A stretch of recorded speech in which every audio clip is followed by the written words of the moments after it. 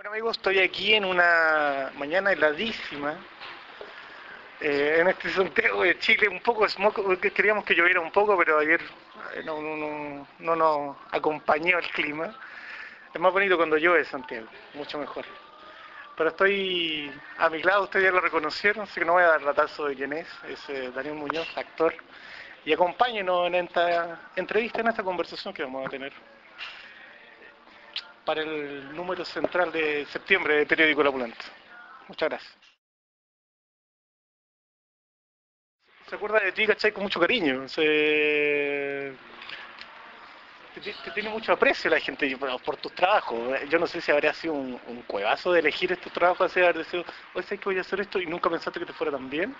O fue una cosa que tú dijiste, ya, hoy sabes que voy a hacer esto y esto y esto y esto.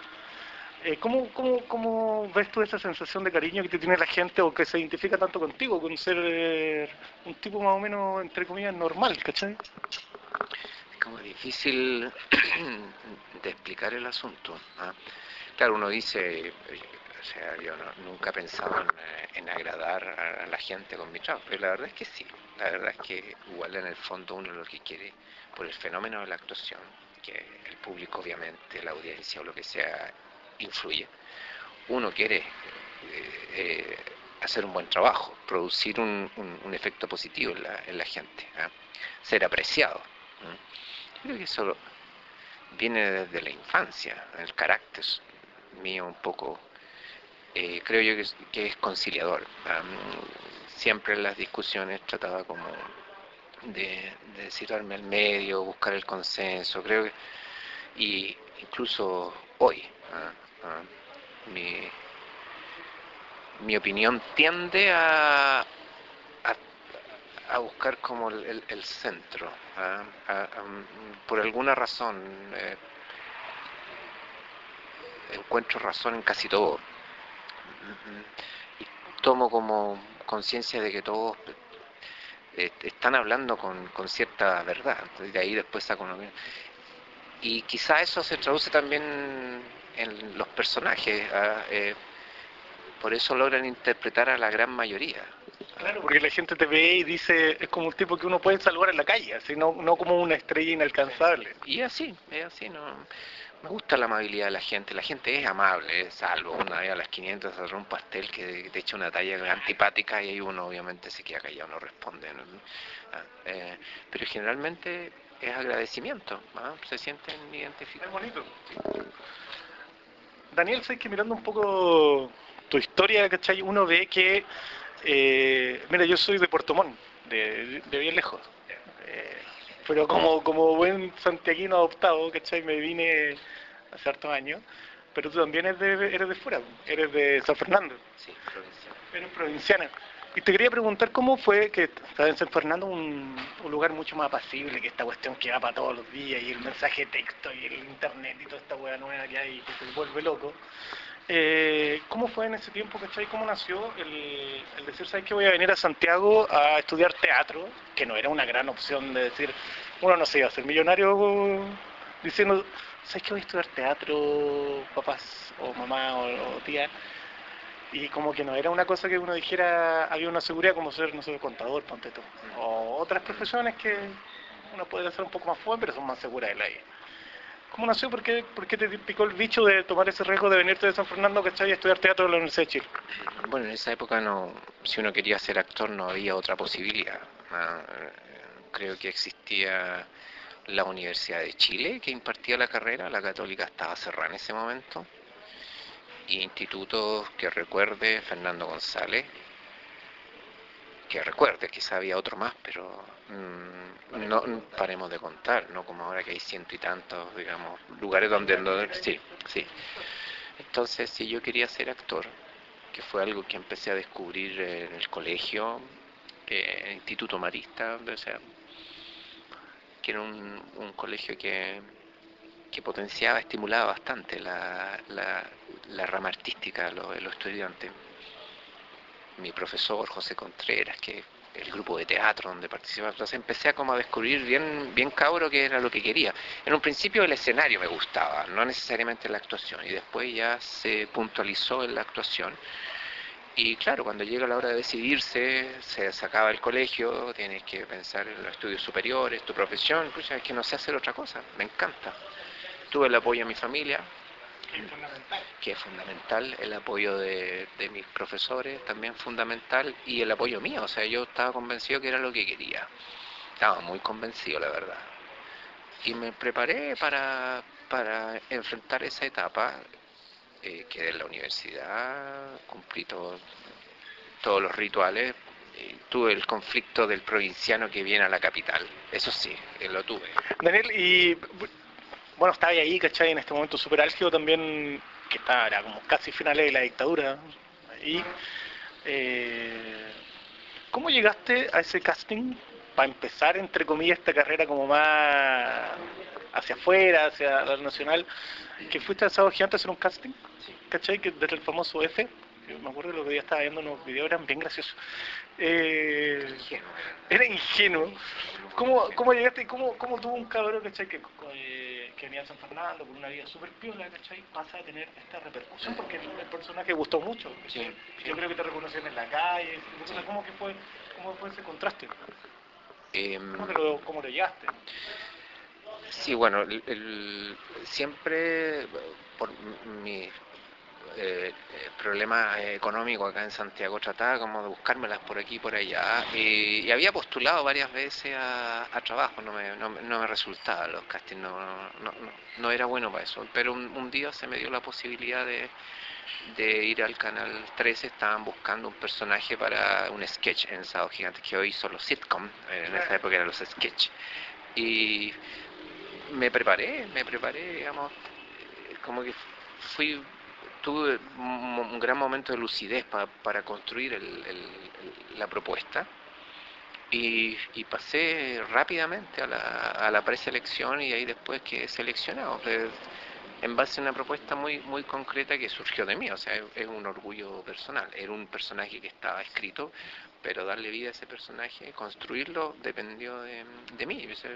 Y ese fue el impulso definitivo a lo que soy hoy como actor. Ese momento en televisión, en Sábado Gigante, me abrió, eh, digamos, el camino para mi carrera profesional en televisión, ¿ah? Porque siempre trabajé en televisión y en teatro, siempre fue paralelo. Sí, me ayudaba muchísimo a equilibrarme como actor. Daniel, ¿y por qué, si uno ve tu carrera, hay mucho, mira, si uno hiciera un balance como buen contador y dijera todos estos personajes de Daniel, uno sacaría, pero por boleta, los personajes que ganan, que son de tendencia humorística. Son buenos para la talla, Ladino, el malo, el Carmelo, un tipo que ve ahí, donde La Vega, en todos lados, ¿cachai? Con la gente del campo. ¿Por qué elegiste a través del humor, ¿cachai? Hacer una especie de representación de nosotros mismos, Sí. ¿cachai? Bueno, la verdad que yo no elegía, fui elegido. Empezó todo con el F, ¿ah? Que ahí, eh, eh, como tenía más o menos claro el, el- el personaje, se me daba fácilmente aportar a los guiones, ¿ah?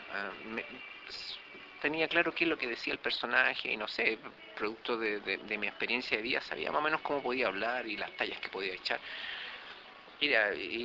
Bueno, un sketch, digamos, es un material relativamente simple para trabajar, para empezar a proponer, ¿ah?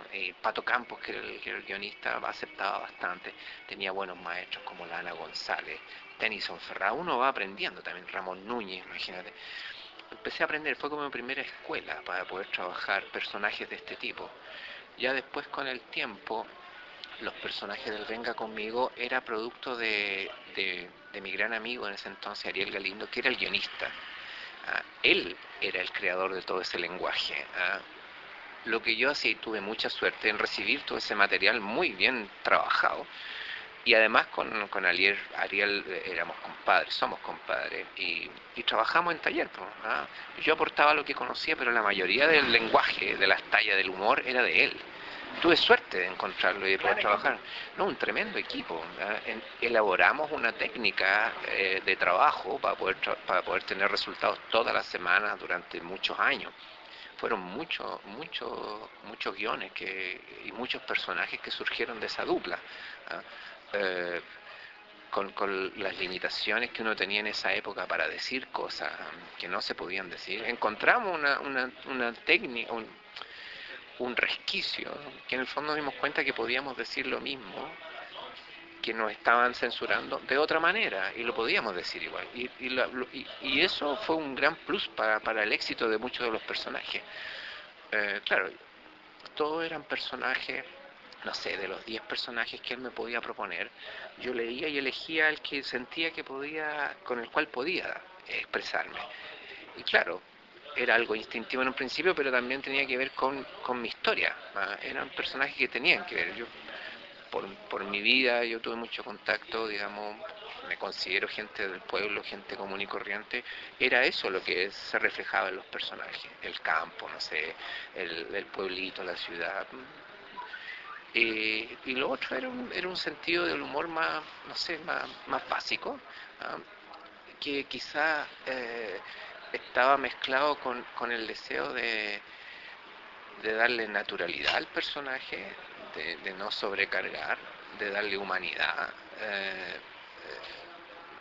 que también ayudaba a que el público los recibiera bien, si bien no eran tan Uno graciosos. ve, por ejemplo, yo me acuerdo que de repente estaba en mi casa y esperaba para ver al malo que me encantaba porque era un chorifly, que yo me identificaba mucho con el loco. Eh, y de repente, ¿cachai? Uno te ve, porque uno como espectador, ¿no? ¿Cachai? Y de repente te empieza a ver en el cine y empezó a aparecer con Andrés Wood, primero en Historia de Fútbol, y después en El Desquite. ¿Cómo fue no sé si transición, pero cómo fue para ti entrar en el mundo del cine? Y de ahí del cine ya no te pegaste más. Claro.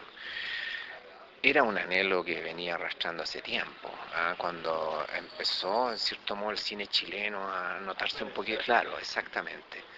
Claro, uno como actor, pucha, qué bonito sería la experiencia del cine, aunque años antes la había vivido un poco producto de los comerciales. Había hecho un par de comerciales en formato cine, trabajé con los Bustamante, y me gustó mucho la experiencia, muy agotadora, muy intensa, muy exigente, me gustó, pero fue un spot, digamos, ¿no? Ya trabajar en una película era palabras mayores, y un día, digamos, estábamos en los ensayos del Desquite para teatro, Claro, que y hay que decir que tú lo montaste como teatro antes de la película. antes de la película, la película fue un resultado de la obra de teatro.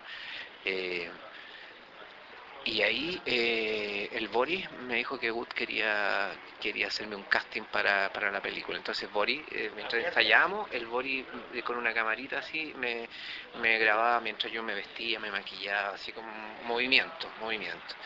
Se lo llevó al Andrés y ahí el Andrés, digamos, me dijo, dio el visto bueno y trabajé en historias de fútbol, pues, haciendo un personaje que tenía que ver un poco con un trabajo anterior, que era Los Trasnochados, ¿ah? Donde hacía un personaje muy parecido al de la película de Wood. Tenía ahí Wood ahí pispado que estaba dentro del casting. Después se confirmó con el trabajo que hizo el Boris. En esa película El Desquite uno ve una vuelta a nuestras raíces del campo, a cosas muy bonitas y cosas también muy déspotas que se dan en nuestra propia tierra, ¿cachai? Que de ahí salen estas ciudades, ¿cachai? Estos inventos, pero todo parte de ahí, y en eso tuviste un papel a mi juicio muy para adentro de este tipo, este joven, este cabro, ¿cachai? Que se enamora de esta niña, que está prometida como el patrón, este weón déspota que encarnaba como todo lo malo. Eh, y de ahí te saltaste, ¿cachai? A una película que a mí me llamó mucho la atención y que no quiero dejar de no comentarla, que es Taxi para tres. Que hubieron algunos, ¿cachai? Que dijeron no, que repetía ahí un poco algunas similitudes con el personaje del malo, Claro. pero creo que no comprendieron el asunto, que no entendieron, ¿cachai? Que ese personaje poblacional ese existe, está ahí, y está todos los días, Sí. ¿cachai? Y ese, para mí, es una película súper bonita. ¿Cómo llegaste ahí? ¿Qué te pareció eso? Em, los orígenes no recuerdo muy bien. Bueno, se acercó Orlando de ahí nació una gran amistad, fue un proceso de investigación muy entretenido donde llegamos a las poblaciones y Orlando organizó una fiesta con los chorizos de la Pobla en una casa, me acuerdo, llegamos, llegaron mucha gente del ambiente y ahí llegó un compadre, parece que le decían el Colo Colo, llegó y con uno de estos gorritos como de pescador así, con una nariz aguileña muy prominente, aguileña así como pinchúa, ¿no? Y que tenía esa voz, yo no tenía voz. Ah, y inmediatamente con Orlando dijimos, por aquí va la cosa, este es el personaje. Y yo me puse a conversar, que fue después el resultado del Chabelo, que era el personaje del Taxi Bar. Fue un proceso de investigación muy entretenido, ¿ah? Muy cercano al proceso teatral. ¿Ah? Eh, y de caracterización. Claro, yo estaba haciendo el malo en ese momento y eran muy similares, digamos, de hecho podrían ser personajes de la misma cuadra, del mismo sector de la población. Pero claro, había que diferenciar, el malo era un personaje caricaturesco, ¿ah? Y el Chabelo era un personaje real, ¿ah? Que podía, claro, en el cine todo se presenta de una manera muy seleccionada, entonces para mucha gente algo así es caricaturesco, aunque sea muy real, es caricaturesco porque el cine lo presenta en primerísimo primer plano. ¿Ah? Y yo creo que esa fue la reacción que produjo, pero claro, eh, si tú dejas ese prejuicio de lado, el personaje, el Chabelo, es una persona, digamos, con un humor muy especial, con un léxico ininteligible, ¿ah? Y que al final, digamos, paga, paga con su vida la opción que tomo, digamos, ¿ah? Muere en la rueda, como dicen.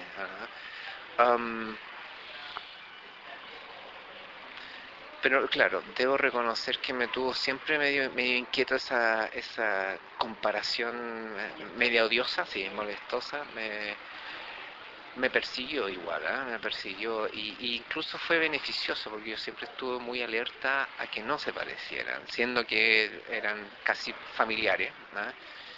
Quizás esa especie de llamado de alerta a que se podían parecer me ayudó a justamente tratar de buscar que no se parecieran, fue una ayuda en el fondo. Eh, el trabajo fue muy agotador en las poblaciones en pleno verano, dentro de ese vehículo, con un director de fotografía que se tomaba muchas horas en preparar un plano, satisfactorio por lo que vino después.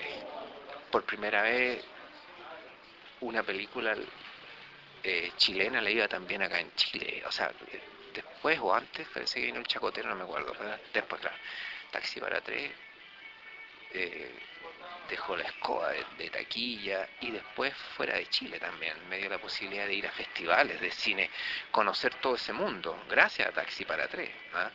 Y claro, nosotros éramos los provincianos, digamos, del mundo ahí viviendo una experiencia alucinante. O sea, pasaron muchas cosas con esa película. ¿Ah? Fue un gran aporte a la historia del cine chileno, como un cambio dentro de las historias que se empezaban a contar. Bueno, igual te quería preguntar sobre esto, cómo fue, porque ya, mira, fue el tema de Taxi para tres para mí, a mí es una película que me gustó mucho, podemos estar hablando ahora. Pero después vinieron estos super hit con el tema del Chacotero y con esta unión con el guión con el Rumpi y este programa, ¿cachai? Sí. Que también te tiraron ya a un nivel de protagonismo que ya, yo creo que ya te tenía ya, pero vuelto loco. Ah. Era como ya de aquí, aquí, aquí, así como paremos la cuestión. La verdad que me gustó el guión.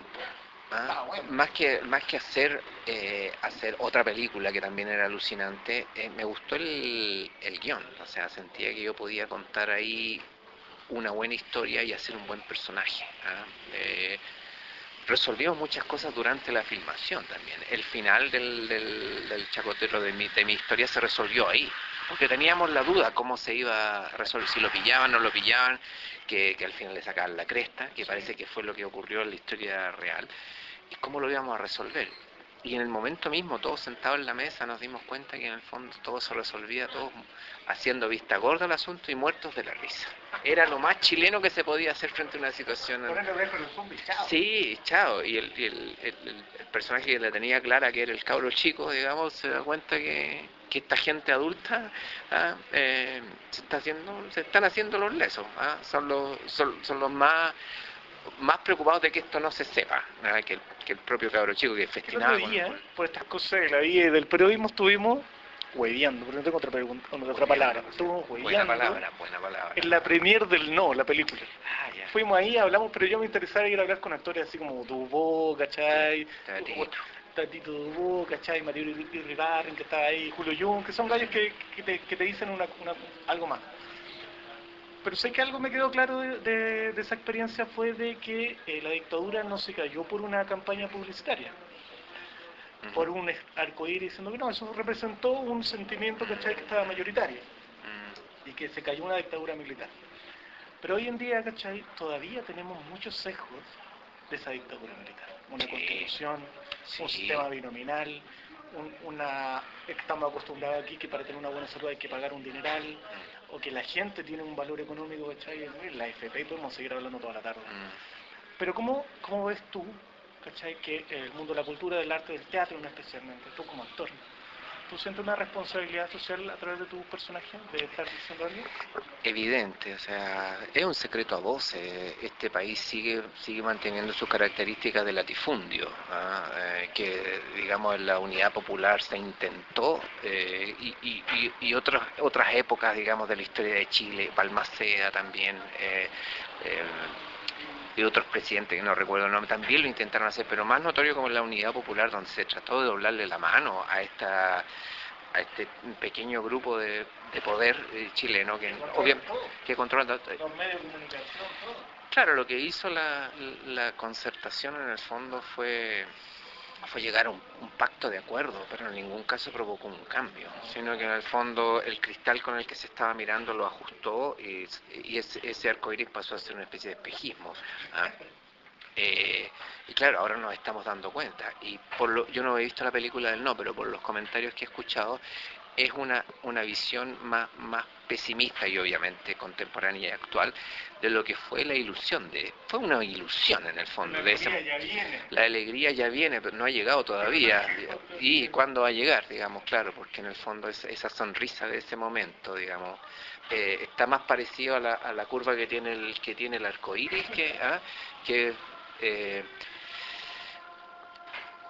y como actor uno tiene la tremenda responsabilidad, digamos, de influir con lo que uno hace. O sea, de hecho, todo profesional, toda persona adulta con una mínima opinión, digamos, tiene el deber de utilizar esa opinión en, eh, en transformar, en transformar. O sea, como te digo, para mí Chile es un desequilibrio total. ¿Cómo entender si eso puede ser positivo o negativo? No. Para mí la situación en la que viven los chilenos es una esclavización, ¿no? Hacia la gran mayoría por parte de una gran minoría. Eso es mi opinión y así se lo hago saber a mis hijos y así trato en cierto modo de manifestarlo con los trabajos que acepto hacer. Y creo que todavía las instituciones, Chile tiene un deber social que cumplir, que es igualar el asunto, equilibrarlo. Somos un país desequilibrado. Santiago es otro país, insisto, en relación al resto de las provincias. Claro, Chile es como un balancín de un parque de diversiones donde no está el puesto, digamos, a un nivel horizontal, está totalmente inclinado. Está mal pelado el chancho. Está mal pelado el chancho, como se dice, mal repartida la torta, y así sucesivamente, una serie de frases. Pero no puedo como actor, como artista, mantenerme al margen de lo que creo, digamos. Y a través de mi profesión, de mis trabajos que acepto hacer, lo mínimo que puedo hacer es un aporte para hacer tomar conciencia, sobre todo a la gente joven, de lo que estamos convertidos, porque tiende un poco todo el sistema a encandilarte, a atontarte, sí, o sea, a no tomar conciencia. Ejemplos como ese hay muchísimos. Daniel, uno de esos ejemplos sería la serie esta de los 80 donde estáis metido, que te cayó de cajón como para representar un poco. Y además, ¿por qué creéis que ha tenido ese nivel de identificación con el público? A veces, el otro día sé que mi mamá es súper fan. Y de repente me dice, empezaron los 80. Y yo le digo, deja de hincharla. Pero porque ella vivió los 80, sí, mucho. Vivió con el tarrito ese de café, Monterrey, ese tipo de cosas. Uno era más chico, no tenía idea. Pero también ahí yo creo que el programa muestra que hay una deuda impaga con la sociedad, hay una impunidad que se quedó ahí. No sé cómo lo ves tú. Eh, Lo retrata muy bien en todo caso. Sí, o sea, si uno hace ya una curva de cómo empezó la serie a lo que se está transformando ahora, es como la familia chilena, los chilenos fueron perdiendo esa simpleza de la vida, se fueron transformando en la sociedad que somos ahora. ¿Ah? Que no puedo decir si algo bueno o malo, digamos, es lo que somos ahora. Pero la serie ayuda un poco a buscar las comparaciones y ahí que cada uno decía, no, si realmente vivíamos como el hoyo en los 80 y ahora estamos bien, o otros decir, pucha, todo tiempo pasado fue mejor. Lo importante es generar ese entendimiento a la gente, que no quede alienada a la persona y no diga, ¿qué cosa qué? Que no sé, no sé. No, que hay una opinión y la serie aporta a eso. De hecho, hoy me entrevistaron por la ley de tabaco, esta nueva ley, me preguntaban qué pasa con el personaje. Estoy de acuerdo, no estoy de acuerdo, que se prohíbe ahora claro. O sea, la serie provoca, es un referente. ¿Ah? Ese es un tremendo aporte que hace un referente. O sea, claro, lo del tabaco es un ejemplo, pero políticamente, como la sociedad cambió políticamente, de ser una sociedad, digamos, que enfrentó un sistema a una sociedad totalmente alienada hoy en día. O sea, este cambio que se produjo fue en el fondo alienar el movimiento de las masas, el movimiento social, que de repente aflora. Por Twitter se organizan caceroleos así espontáneamente, yo encuentro maravilloso eso. Las juventudes se organizan, hay efervescencia social que fue un tiempo alienada por esta especie de trato que provocó el arco iris. Por suerte el germen está presente. Pero claro, metiendo a ir por las ramas porque es un tema demasiado amplio. Demasiado bueno. No es solamente, no es una serie, no es un trabajo para televisión, sino que es una opinión a través de las armas que uno maneja, de lo que es y lo que debería ser. Cómo mejorarnos como sociedad, como persona. Y esa opinión la hacemos a través de los personajes de la serie. Una serie importante, referente, histórica como es los 80. Bueno, ya estaríamos ok, Daniel, parece que hasta aquí llegamos hoy día en este café. Nos van a echar del café también. Muchas gracias, Daniel, te pasaste, súper amable. Nos estaríamos viendo en las pantallas. Pues. Bueno, y lo que te dije ahora es la pulenta. Oh, mierda.